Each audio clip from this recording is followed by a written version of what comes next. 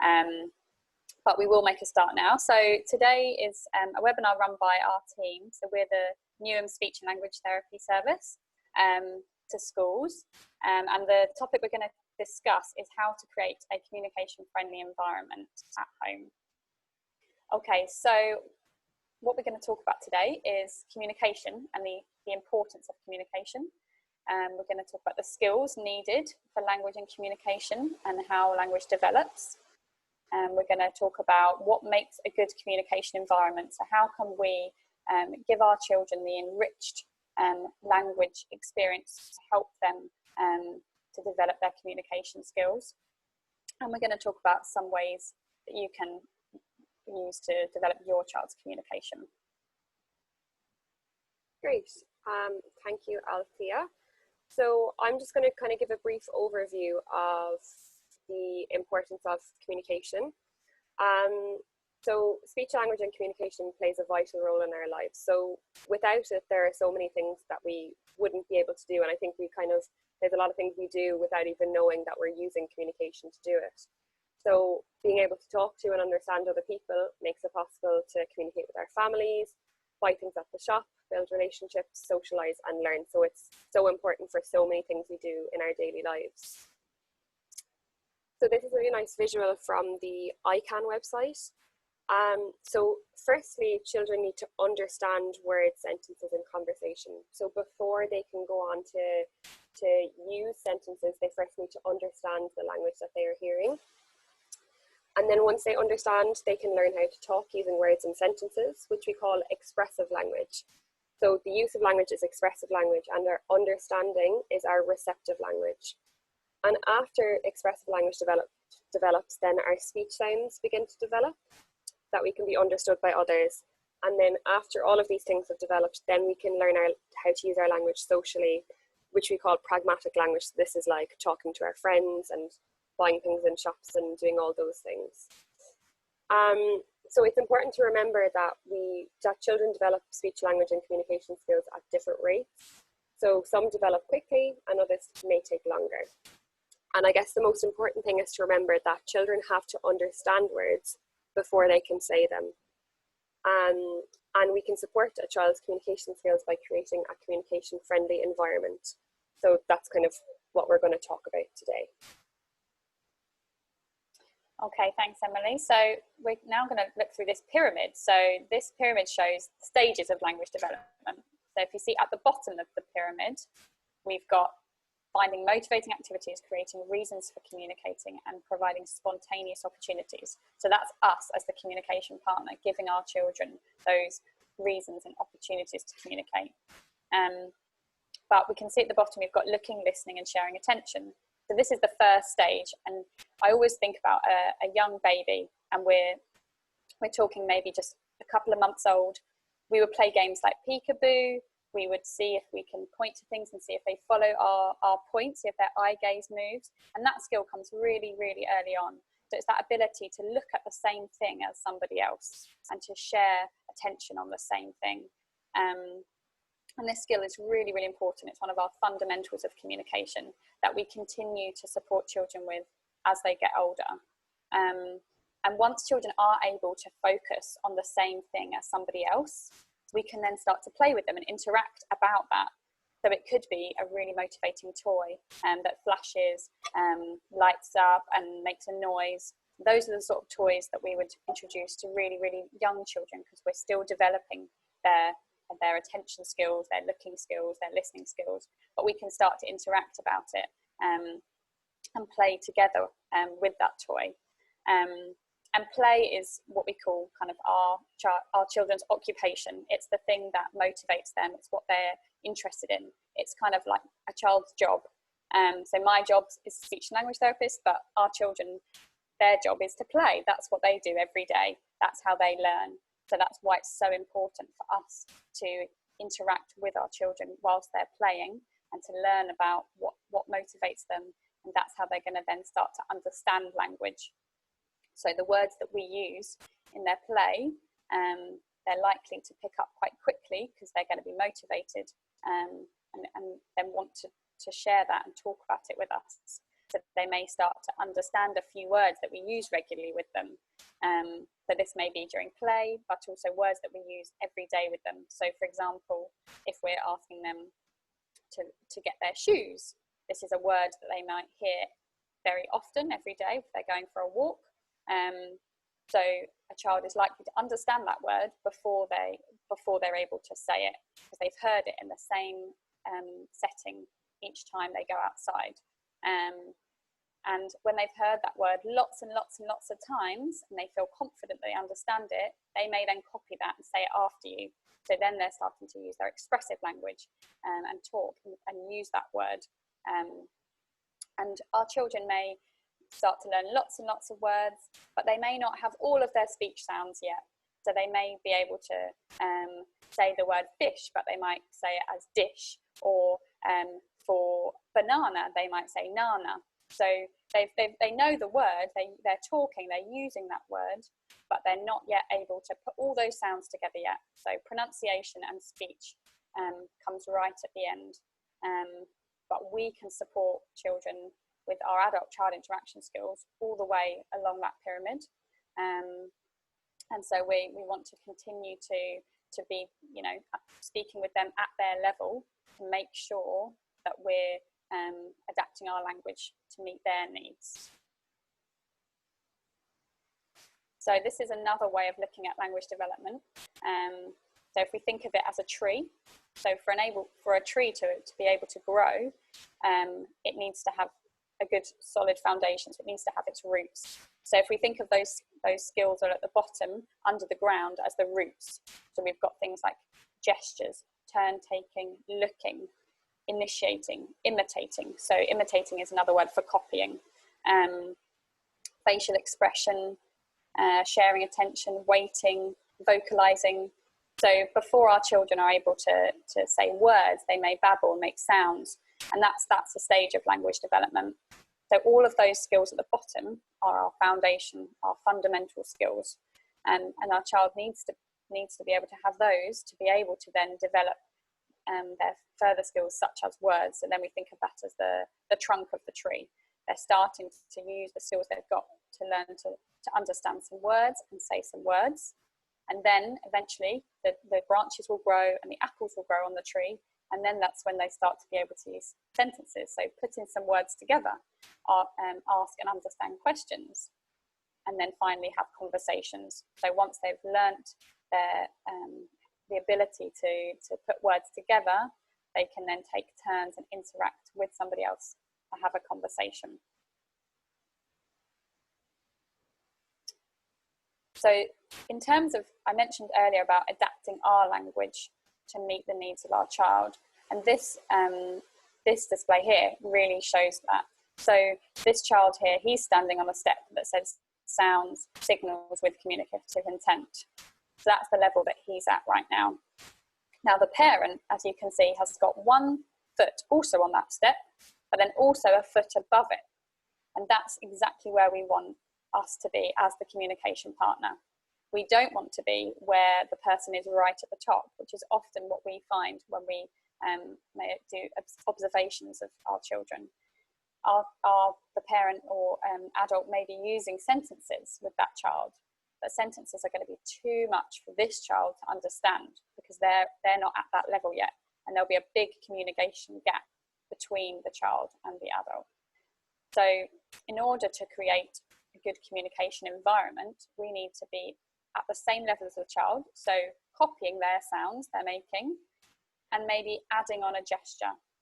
So if they're making a sound to us that you interpret as they want us to come to them, or they want help with something, maybe they're saying or ma ma ma ma ma, you might say mama and then use a gesture like you're beckoning them to come here.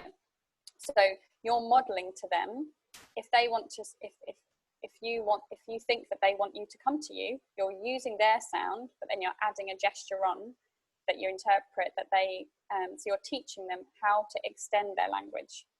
If a child was maybe at the words level, slightly higher up, starting to use some single words, we would again copy the single word that we use and have one foot on that step, but then have a step above.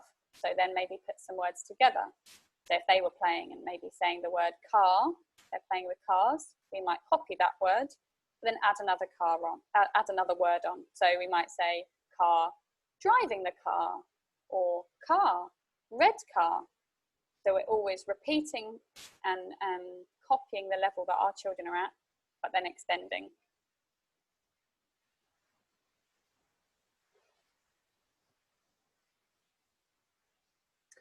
So I'm going to just talk very briefly about bilingualism.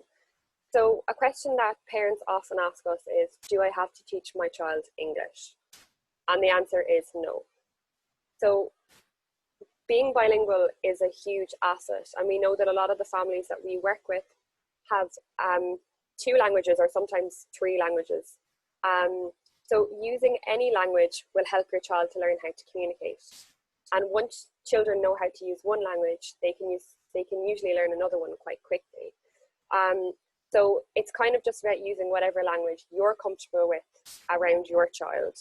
And any of the strategies that we use today, obviously this presentation is in English, but any of the strategies that we use, you can apply them to any language that you speak in the home. So I just have a couple of people joining.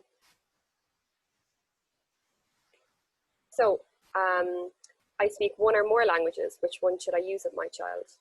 So as I said, the language that you are most comfortable speaking in and the language that feels the most natural to you.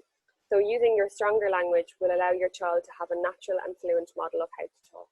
So for example, if you speak Bengali in the home and that's your most confident language, then use that to communicate with your child. Because you will have the most natural and fluent model of communication in that language. And they will be able to pick up other languages then as well. So being bilingual is an asset. It's a great skill to have, and you're providing your child with an enriched cultural experience. It's something really, really special that you can share with your child. And most children learn to be good at speaking in both or as many of their languages as they have. So I guess the big point here is that any of the strategies that we give you today in this presentation are applicable across all languages, not just for English. Okay, so now thinking back to the language pyramid, we're going to talk about each level and each level of development and strategies that you can do in the environment to help with that skill. So we start with attention listening. Now, attention listening is very difficult for lots of children, whether they're very young or very slightly older, in terms of being able to focus on something for a long period of time. That's something that lots of our children struggle with. They may flip from one activity to another quite easily. They may be so focused on activity that when you call their name, they're not able to shift their attention to listen and process what you've said to then move back to what they were focusing on. So it's something that we want to help our children with at whatever level they're at. And ways we can do that is we can minimize distractions and background noise. Now that may seem quite simple, but often if you're kind of at home, the TV might be on in the background whilst your children are playing. And you may think that that's absolutely fine, it's not distracting them. But actually, if you're going to be playing with your child and interacting with them in their play, we want to really just minimize all distractions possible so we can really help them to develop their attention skills. So just by switching off the TV for the time that you're playing with your child is really, really important to just help to bond and build that rapport with your child a little bit more. So during play, we recommend only introducing a few toys at once. So you may have a big box of toys that you kind of get them all out for your child to choose from, which is fantastic. It's really important for children to have lots of different types of toys. But for a child with attention and listening difficulties, that may hinder them a little bit because they may play with one for a little time, then move on to another, then move on to another. So we're not building their attention and listening on one activity. So it may be better just to get two out for them to choose from. And once they've chosen one, packing the other one away and moving the box away. So then you can both really focus on that activity or that toy that your child has chosen to play with. It's really important as well to make sure you have your child's attention before giving an instruction. So if you're calling their name from another room and you know that they understand their name, but they're not responding, can be quite frustrating. But it may be that they don't know that you're talking to them because they're so focused on what they're doing. So some children need lots and lots of cues to help them to understand instructions and to get their attention. So this may be coming into the room that they're in, getting down to their level, so face to face, because if we're talking to them up high, again, that's not a great communication environment because we're not adapting our communication to them. So it's really important to be face to face at their level. Some children may also need a touch to help them. So it may be just tapping them on the shoulder whilst saying their name. So we're giving them lots and lots of cues to help them to know that we're talking to them, to get their attention. So touching them, saying their name and waiting for a response. And often we may need to wait for a little while to make sure they've processed, okay, now mummy's talking to me, I need to listen now. It maybe we need to say their name a few times, but it's really important to have that pause to wait for a response first. We also recommend using visual cues when giving spoken instructions. So this could be through demonstrating the task itself. So if you're asking your child to put their shoes on, maybe it might help for you to kind of put one of your shoes on first. So you're demonstrating to them, this is what is expected of them. Could be through using gesture. So if you want them to go to their room or to go to the kitchen, maybe you might say, go to the kitchen and point to the kitchen. So again, they're hearing the instruction, but you're also then using a gesture to help them to know what it is they need to do.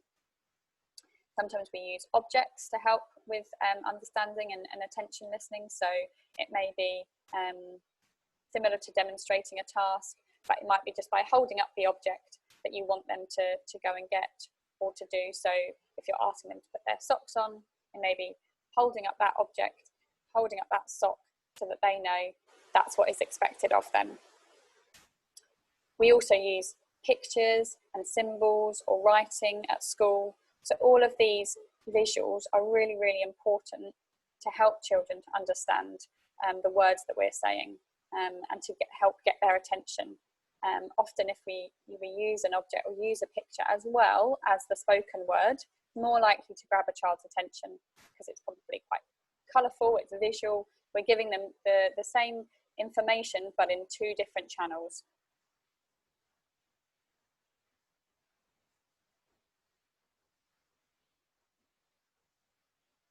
Okay, so moving on, if we think about the pyramid, moving up one level to understanding of language. So things we can do at home to help our children's understanding. First of all, keeping instructions short. Now, again, this may seem easier said than done, but often if we're communicating with maybe somebody else at home, maybe another adult, we may be able to give them lots of instructions at once and be speaking in full sentences. But then when we move to speaking with our child who may have speech and language difficulties, we need to make sure that we're adapting our language to meet their level. So maybe pausing, and then if you're giving an instruction such as brush your teeth, and then we're going to have a bath, maybe first of all, just say brush your teeth. Maybe you then use visuals like we talked about earlier and show them the sign or the gesture for brushing teeth. And then you would wait until you give the next instruction, just to give our child as much of an opportunity to be able to follow that instruction by themselves. Because children with language difficulties may not be able to process more than one piece of information at a time. So it's important to keep our language and our instructions short. So giving extra time is really important as well to understand language. We often say to count to 5 after asking a question before repeating it. And again, this is difficult, especially if there's lots going on at home and you want things to be done quickly. But it's really important where we can to give our children time to process what we've asked of them. So counting to 5 in your head is quite a good strategy to use for that. And if they don't respond, I would then say it again. So repeat it, give them another chance. Maybe they weren't listening fully. Maybe they weren't really focused on what they were doing, because we really want them to experience success. So before rephrasing it or before breaking it down, it's important to repeat it first. So we've talked about using gestures and signing. So, and for children who can read, simple text may also be useful. So seeing a written word as well as hearing the spoken word. And we use lots of gestures in spoken and spoken language and communication anyway, but it's really important to use them with your child as well. So if you're saying it's dinner time, maybe you might, if you're using object, you might show them a spoon or show them a plate, or you might do the sign for dinner, or even just a gesture for eating, just to help them to understand that instruction. And simplifying your level of language, which I've talked about already, but that may involve using slightly simpler vocabulary. So maybe just saying dinner or bath instead of let's go to the bathroom and have a bath. So we can simplify our language and make sure that we're at the level of that our children are going to need.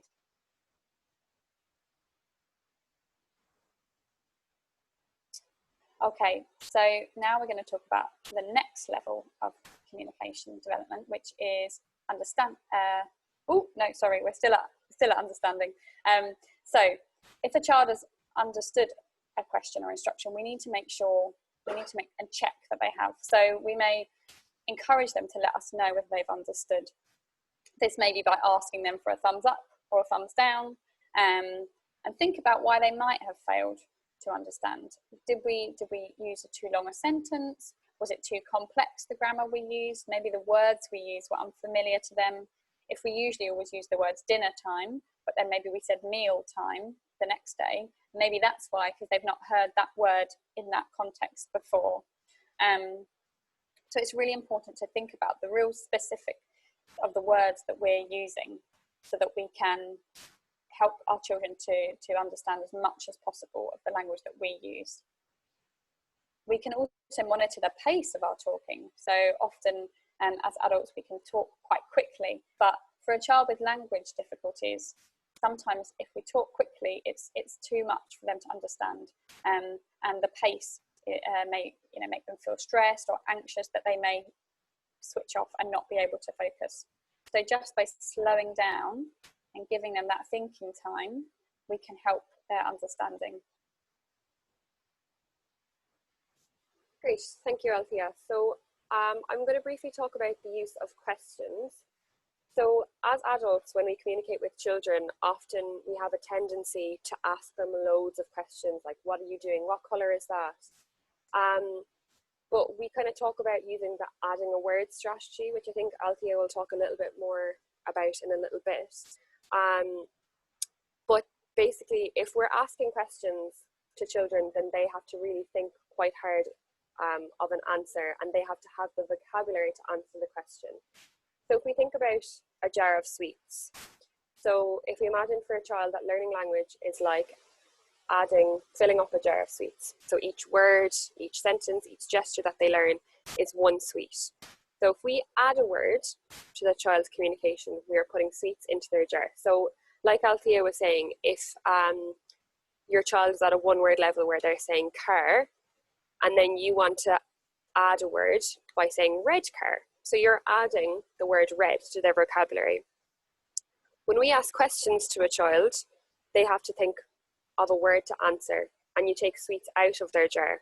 So this is fine to ask them questions if they have the vocabulary to respond, but if they don't, then it's likely to increase anxiety and reluctance to try new words. So if we're asking questions that the child doesn't know the answer to, this can cause anxiety and make them more reluctant to communicate. Whereas if we kind of go with them, with what they're already saying, we're helping with their communication skills.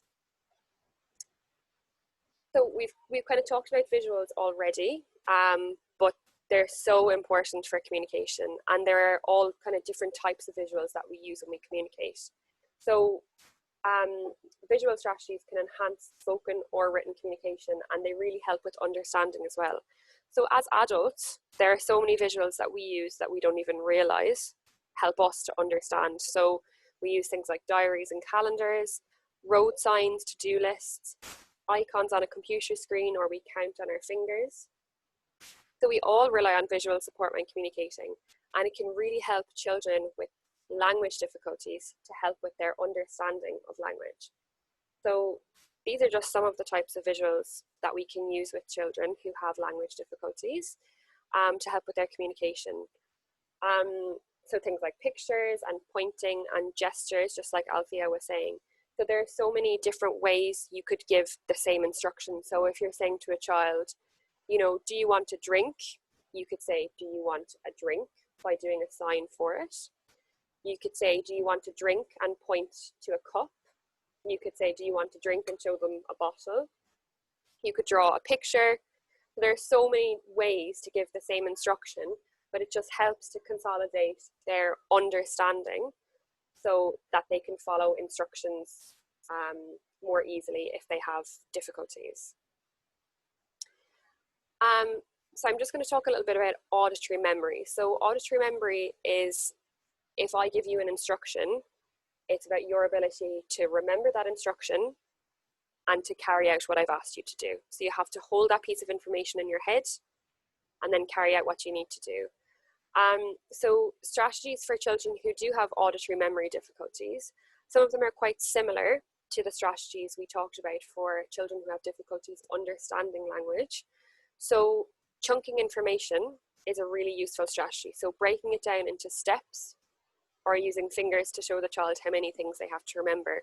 So if we are giving them a two-part instruction, we could say, get your shoes, get your coat, and then wait at the door. If this is really difficult for the child to understand, then we break it down further for them.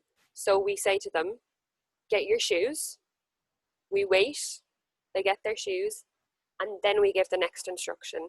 So that's really important to remember if your child does have difficulty following instructions, that you don't want to bombard them with information because this can cause anxiety as well. So we want to make sure that the instructions are at the right level for their child. So if they're at a one-step instruction, then give them one-step instructions and pause and wait until they can carry out the next instruction. As Althea was saying as well, slowing the rate of speech slightly is really important. So as adults, we can tend to talk quite quickly and give more deliberate pauses than usual to allow the child more processing time. So if we say the instruction, then count to 5, as Althea said, is a really useful strategy. So count to 5 in your head. If your child hasn't followed the instruction, then you could ask them, would you like me to say it again for you? Or you could give it to them in, separate parts rather than giving one long instruction. So allow the child more processing time. And then going back to our visual support as well, refer explicitly to visual material. So point to pictures in books while talking about them, or use natural gesture or signs while speaking. So in the Newham Speech and Language Therapy team, we do use sign along, but don't worry if you're not using the right sign. If you use the same sign consistently with your child, it will help them to understand. So if you're saying, put something in the bag, put your coat in your bag, have a drink, using all those gestures will really help with their understanding because it's just another form of visual support for them. Okay, so we're now going to talk about expressive language, which is another way of saying use of language. And as we talked about earlier, when we looked at the language pyramid, children typically understand more than they can speak as their language develops. So it's really important that for our children, that they understand the words that we're using, and we don't kind of put pressure on them to then use them as well. Just by modelling words to our children, we're helping to develop their understanding, we're helping them to learn, and when they're ready to say them, they will, but we don't want to force children to say things. So if we say say spoon, and hold the spoon in front of them, it's putting a lot of pressure on a child to say that word, and it's probably not going to help at all. They're probably then going to withdraw even more and turn away and try and move away and do something else. So instead, we may just spoon. We're still using the same word and we're modelling it to them, but at a much less. We're not putting pressure on them to repeat it back. If they do, fantastic. We can praise them and say, yes, spoon, red spoon, or big spoon. So we always wait for the child and make sure that we're just responding to their level. So we might model correct responses. So for example, if a child uses two words together, mummy help, we might say, mummy help please. So we're modelling the words they've used, but adding another word on. They may say a sentence that maybe, or a phrase that doesn't quite make sense. We might then model it back to them correctly. So we're not saying, no, that's wrong. We just are merely modelling back the correct response. We're validating what they've said, but just giving them the correct version of it to help them learn for next time. And yeah, we're adding a few words to sentences. So we're always wanting to extend our child's language. So if, for example, if a child said, the fish swimming, we might say, yes, the fish is swimming in the water.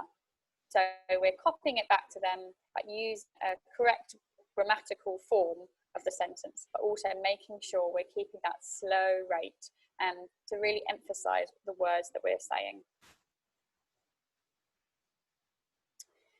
Okay, so I talked about this earlier on as well, how important praise is. We all like being praised, even as adults. You know, if someone gives you a compliment or says, oh, I really like how you did that, you know, it makes you feel, it gives you that warm and fuzzy feeling, and it's exactly the same for our children. So it's really important to praise our children's communication.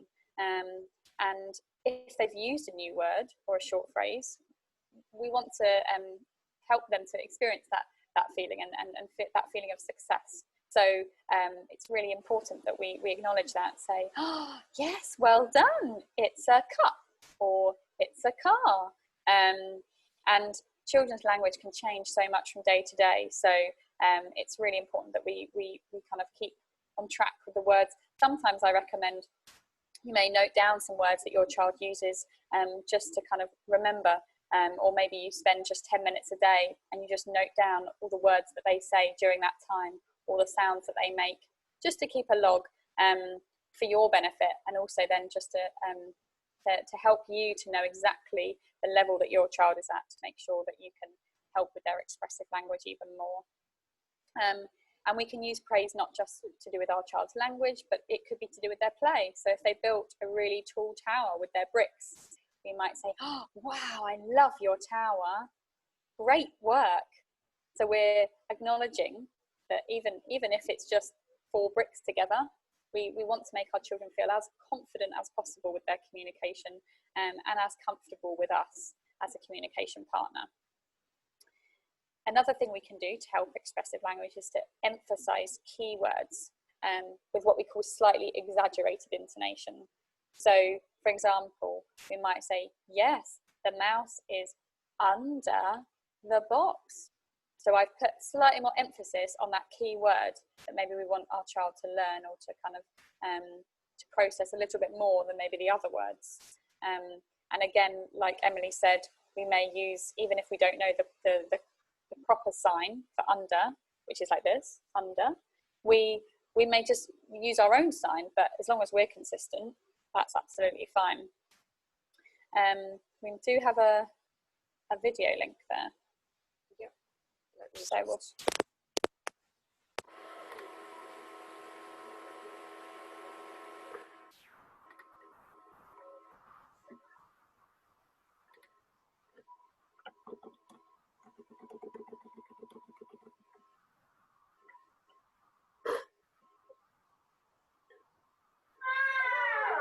Mattress.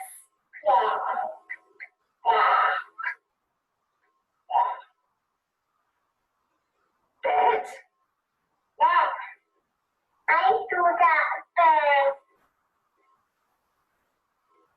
Sleeping.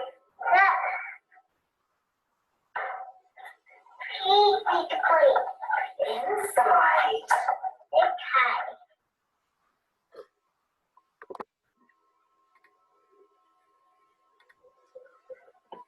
So that video shows kind of how we can really emphasize keywords, and one of the strategies that we always recommend is to name objects. So as the little girl was playing there, Mum wasn't asking any questions. She was waiting to see what the child was interested in before she used the word. So the child picked up a toy bed. She said the word bed. And I don't know if you noticed, later on when she named something that the child was playing with, the child then copied. So that could have been a new word for that little girl. But just by saying it and naming it as she picked it up, it just helps so that the adult's always following the child's lead and keeping the language simple, naming what the child is interested in. And this strategy works for kind of whatever level the child is at. So even when they're using short sentences, we would be modelling the correct grammar, still emphasising those keywords. So if a child might say, "Mummy drinking," we might say, "Yes, you're drinking water," or "Yes, you're drinking from a cup." Or if you had been looking at a book together, and maybe the child pointed to a boy drinking in the book, you might say, "The boy is drinking." So we're using those, emphasising those keywords, but modelling that correct grammatical form. So the add a word strategy is a really good one to help your child's expressive language. And again, we can use this at whatever level the child is at. So if we look at the first column, we can see child's language level. So if the child is mostly using sounds, we can then respond to that by copying their sound and adding a single word. For example, if they're playing with a ball and they might be saying, "Oh, oh," we might say, "Oh, ball." To do an action word, for example, if they're making a sound whilst holding their bottle or a cup for a drink, you'd copy that sound again and then add the word drink. So it's whatever the child is doing at that time or looking at that time, and that's what they're more likely to then learn that word, because it will link to what they're doing.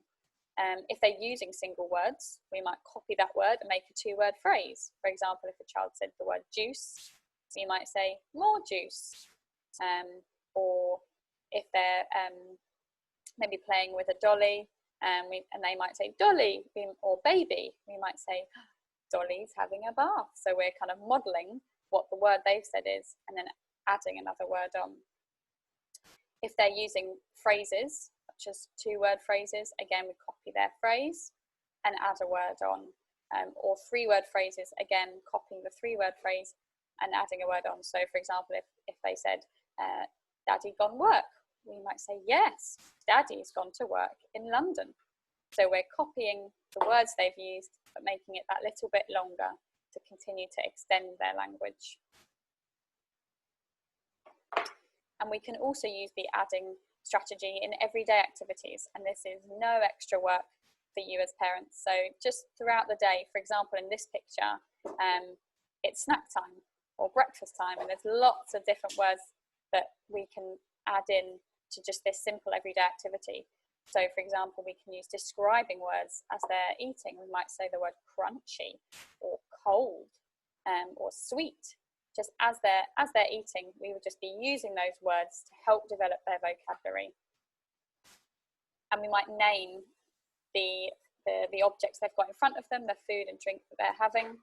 So we might say pineapple, or if we're having other fruit, might say apple as they're eating those foods as well. So that we're not just using describing words, but we're using nouns, so object names, but also we can use verbs. So if they're cutting, we might use the word cut, or as they're drinking, using the word drinking. So we're just adding words in, lots of different types of words into just their everyday activities.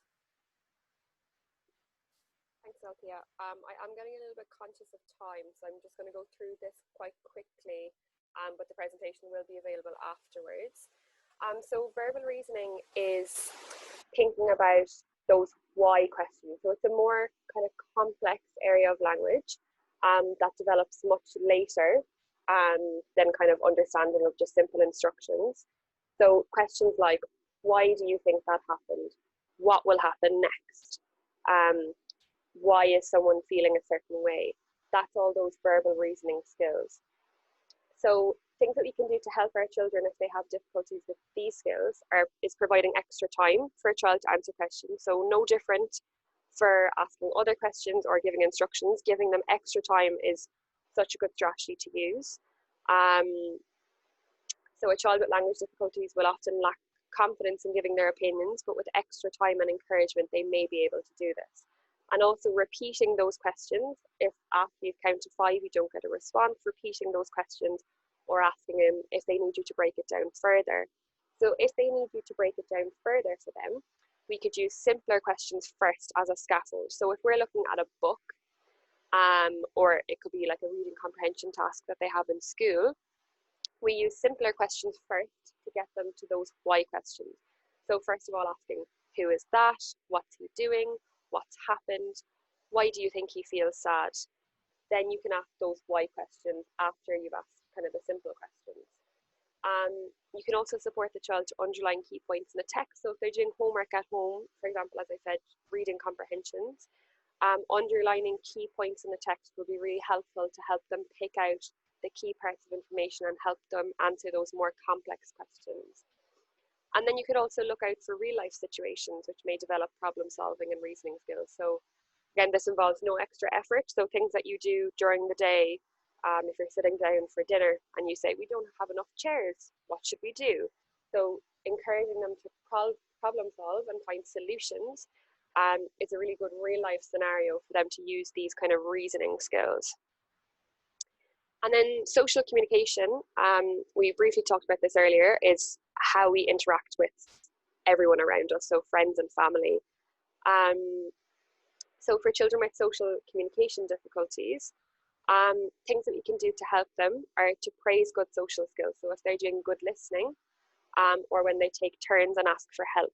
So make sure that your praise is specific, so the child knows that when they've done that, you really liked how they did that.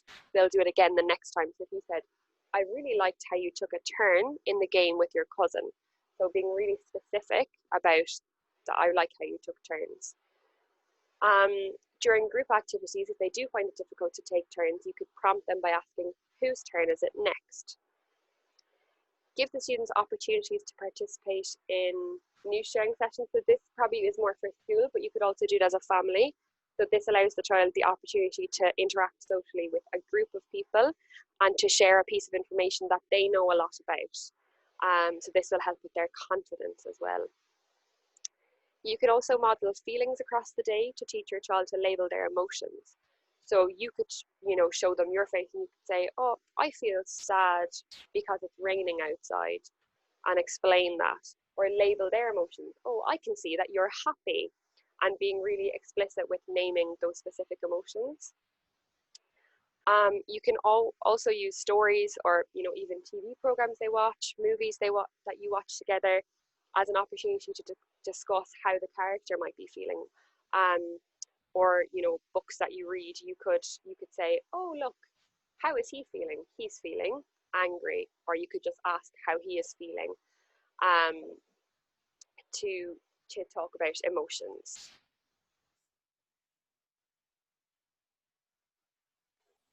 Okay, I think this is a slide that we can maybe skip, but yeah, it's just thinking about ways that you can just use words throughout the day and everyday activities. So we've got a little video clip to show now.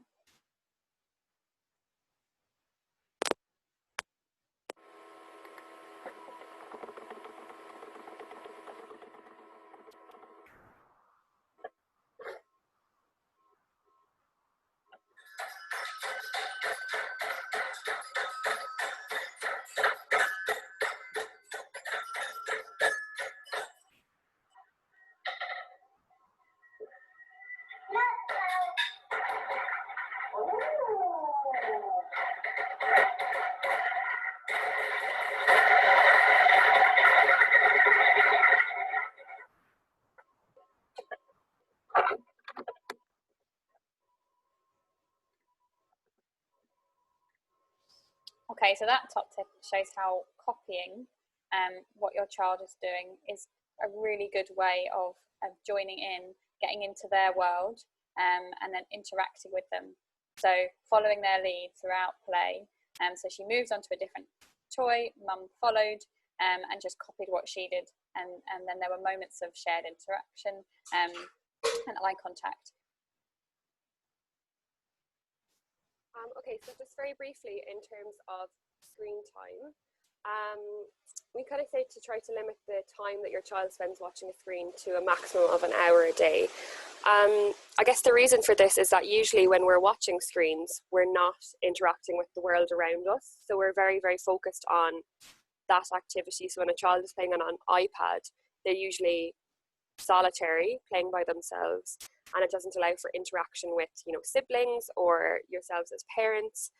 And you can use screen time as a reward for your child completing other activities. So for example, if they find it difficult to complete homework, you could say, okay, once you've finished your homework, you can have an hour on your iPad. So just trying to limit that as much as possible.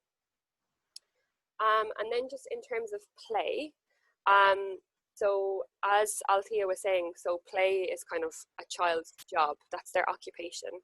And it's what they love to do. And if you engage in what they love to do with them, it helps you to bond with your child.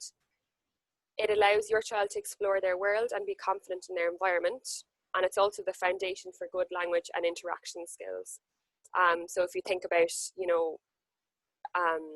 every child plays depending on what they have, but from, the age of 1 upwards, they start to play and explore their environment. And that's how they learn a lot of their language, is through things that they play with.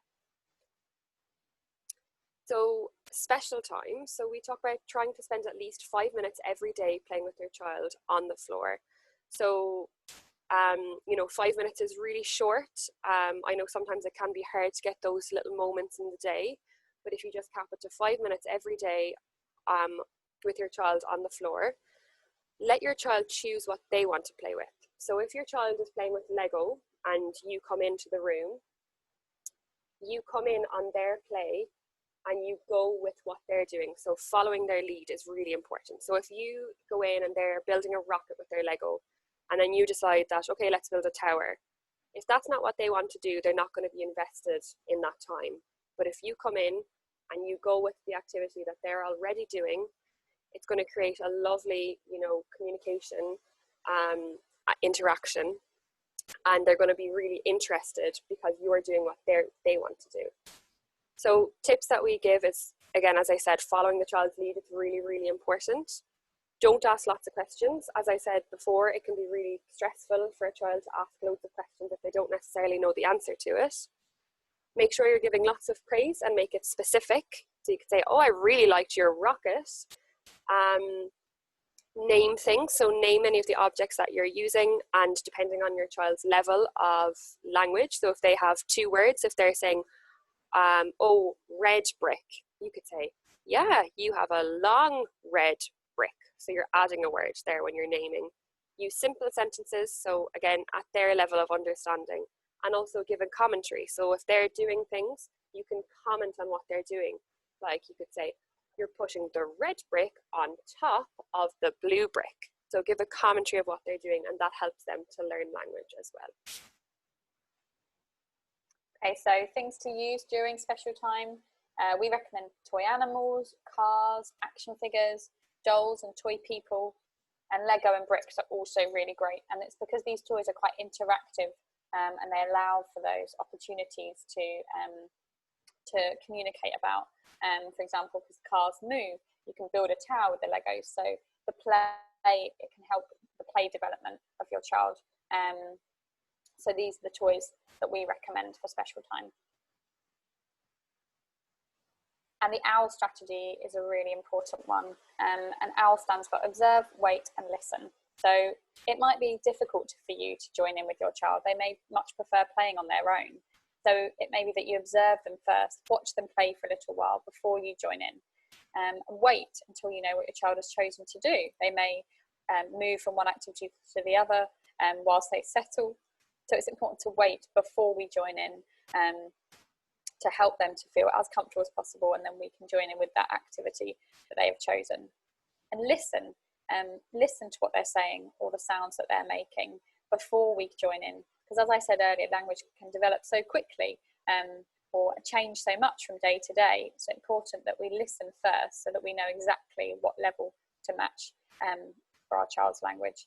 And then once we've done all of those three, we can then follow our child's lead. And for children with slightly higher level language, we can adapt. So we may give them information while they're playing, such as if they're playing with a dolly, we may say, your baby's sleeping in her bed, just like you sleep in your cot. We may explain, so, I'll be quiet so I don't wake the baby. We can talk about the future. When the baby wakes up, she won't be tired anymore.